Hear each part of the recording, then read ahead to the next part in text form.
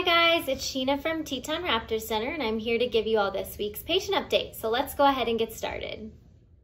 First up this week is red-tailed hawk 721, and this bird was hit by a car in Casper, Wyoming and broke his left metacarpus. The metacarpus bones are the ones closest to the tip of the wing on a bird, and it would be similar to like if a human broke their hand. So think of the metacarpus similar to the hand bones in a human. The bird was immediately taken into surgery and is recovering in the ICU. Here we have red-tailed hawk 719, and this nestling baby bird fell out of his nest in Rexburg, Idaho. He suffered a broken wing from the fall, but it was surgically repaired on Wednesday, and right now he's recovering on supplemental oxygen in our ICU. He's on a lot of different pain medications and antibiotics to help keep him comfortable. And because he's so young and is at the age where he could potentially imprint on humans, staff are making sure that we are in full camouflage when feeding this bird, and we're using kind of a red-tailed hawk puppet sort of to make it look like that is the parent.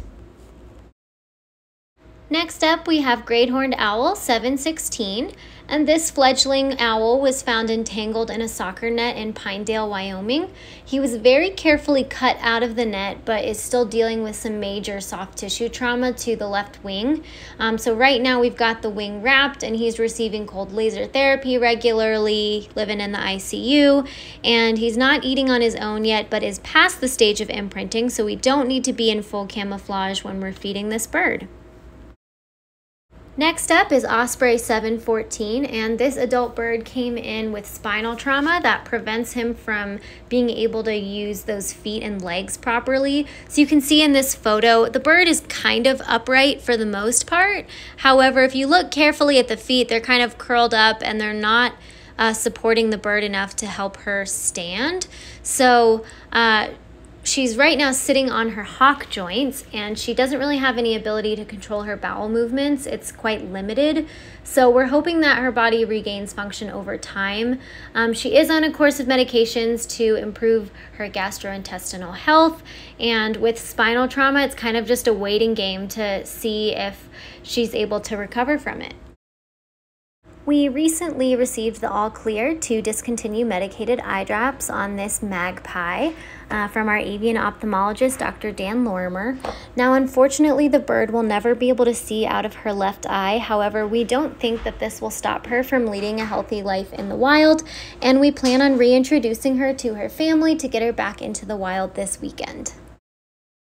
Moving right along, we've got common raven 614, and remember this bird is non-releasable because he is imprinted on humans. We are not going to be keeping him here at Teton Raptor Center, but we're excited to announce that we have now found the best home possible for this little guy, and he will be going to the World Bird Sanctuary in St. Louis, Missouri. Right now, the paperwork process is just getting started, and this can take quite a bit of time. So staff are continuing to work with this bird until that approval letter comes through.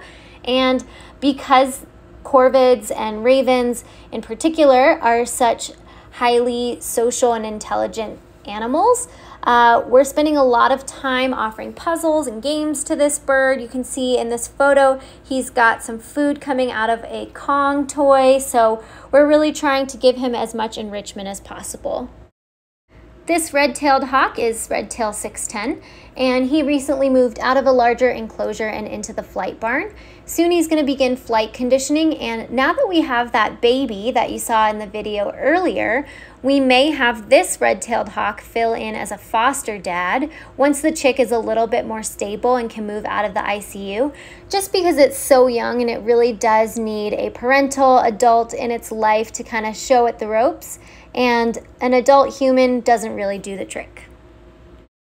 Here is great horned 528 flying in the flight barn, and this bird is going to be released next week on Wednesday.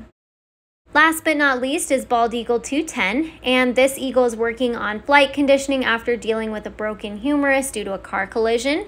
The bird's at least going to require another couple months of flight training, so we're going to evaluate as time goes on. All right, that's all we've got time for this week. Thank you all so much for tuning in, and I hope you enjoyed learning more about our birds. If you'd like to do your part to help keep wild birds wild, you can check out our website at tetonraptorcenter.org and make a donation. Bye!